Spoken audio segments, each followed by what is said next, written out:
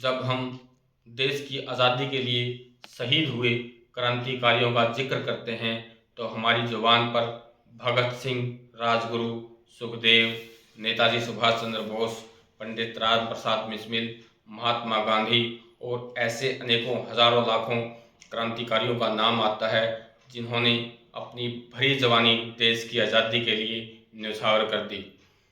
लेकिन हमारे देश में ऐसे वीर और वीरांगनाएं भी हुई हैं जिन्होंने बचपन से लेकर बुढ़ापे तक पूरी जिंदगी देश की आज़ादी के लिए अनेकों कष्ट झेले और बुढ़ापे में अपने प्राणों की आहुति देश की आज़ादी के लिए दे दी। अभिवादन स्वीकार कीजिए श्रवण कुमार का सत्ता और समाज के किस्सों में। आज हम बात करेंगे देश की क्रांति की जानी मानी नायिका श्रीमती मंतागिनी हाजरा की, जिनको बूढ़ी गांधी भी कहा जाता था। मंतागिनी हाजरा का जन्म 19 अक्टूबर 1870 को पश्चिम बंगाल के मिदनापुर जिले के होगला गांव में हुआ था। ये जब बचपन में इन्होंने बहुत ही गरीबी और अभावग्रस्त जिंदगी जी। इनके पिता बहुत ही गरीब किसान थे। जब ये 12 साल की थी तो इनकी शादी 62 साल के त्रिलोचन हाजरा के साथ कर दी, जो एक विधुर थे। जब ये 18 साल की वयस्क हुई तो उसी समय इनके पति त्रिलोचन हाजरा की मृत्यु हो गई। ये जवान होने से पहले ही विधवा हो गई। विधवा होने के बाद इसके सौतेले बेटों ने इसको घर से निकाल दिया और ये मिदनापुर के पास एक झोंपड़ी बनाकर अपना जीवन व्यतीत करने लगी। दूसरों के घरों में झाड़ू पहुंचा करके मजदूरी करके अपना पेट पालने लगी और इनके दिल में समाज और देश के प्रति बहुत ही करुणा की भावना थी। जब 1905 में लॉर्ड कर्जन ने बंगाल का विभाजन कर दिया तो उस समय ये सबसे पॉपुलर फिगर के रूप में उभरी। बंग भंग के विरोध में अनेक जुलूस हुए, प्रदर्शन हुए, उसमें इन्होंने बढ़ चढ़ कर भाग लिया और लोगों से स्वदेशी अपनाने की अपील की। ये गांव गांव में जा कर के स्वदेशी वस्त्र पहनने के लिए लोगों को प्रेरित करती थी और खुद भी खादी के कपड़े पहनती थी। उसके बाद इन्होंने सविनय अवज्ञा आंदोलन में भी भाग लिया। महात्मा गांधी द्वारा चलाए गए दांडी सत्याग्रह और नमक आंदोलन में भी इन्होंने बढ़ चढ़कर भाग लिया।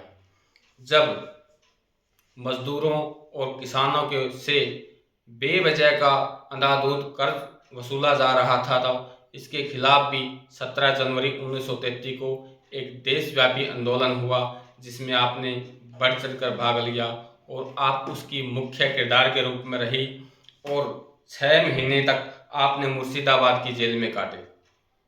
उसके बाद आपका जीवन का सबसे अहम मोड़ उस समय आया जब महात्मा गांधी ने भारत छोड़ो आंदोलन का ऐलान कर दिया। भारत छोड़ो आंदोलन का ऐलान 8 अगस्त 1942 को हुआ था, लेकिन उस समय इंटरनेट और मीडिया के इतने साधन नहीं थे। तो 29 सितंबर 1942 को आप 6000 महिलाएं और पुरुषों के जत्थे के साथ प्रदर्शन कर रही थी। उस समय जो आपकी गतिविधियों का केंद्र था वो मिदनापुर के पास तमलुक था। वहाँ पे आप 6000 प्रदर्शनकारियों के साथ तमलुक के थाने पर तिरंगा झंडा फहराने के लिए गई थी। तो पुलिस ने धारा 144 तोड़ने का आरोप में आपके ऊपर गोलियां चला दी। गोली आपकी बाईं बाजू पर लगी, लेकिन आपने तिरंगा झंडा नहीं छोड़ा। दाएं हाथ में तिरंगा झंडा पकड़ लिया और वंदे मातरम के नारे लगाए। तो पुलिस ने आपके दाएं हाथ में भी गोलियां चला दी, तो भी आपने किसी तरह तिरंगे को संभाल कर रखा और आप उससे भी नहीं घबराई। फिर भी आपने वंदे मातरम बोलना जारी रखा। तो फिर पुलिस ने आपके माथे पर तीसरी गोलियां मारी, जैसे आप वही ढेर होगी। उस समय आपकी आयु 73 साल थी। तो आप इससे अंदाज़ा लगा सकते हैं साथियों कि बुढ़ापे में एक महिला ने देश की आज़ादी के लिए अपने प्राणों की आहुति दे दी। महात्मा गांधी इससे बहुत ज़्यादा अचंभित हुए थे और देश के नेताओं ने उनको बूढ़ी गांधी की संज्ञा दी थी। तो 1947 में जब देश आज़ाद हुआ था, उससे पहले ही उन्होंने पश्चिम बंगाल में आज़ादी की घोषणा कर दी थी। देश की जब 50वीं आज़ादी की वर्षगांठ थी, तो उसके बाद इनके नाम पर डाक टिकट जारी किया गया। पश्चिम बंगाल में अनेकों ऐसी सड़कें हैं जिसका नाम इनके नाम पर है, और कई स्कूल और कॉलेज भी ऐसे हैं जिनका नाम मंदाकिनी हाजरा के नाम पर है।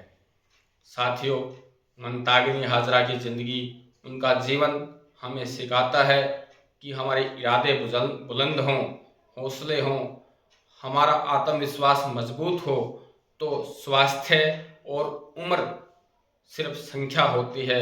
हम बड़े से बड़ा इतिहास रच सकते हैं।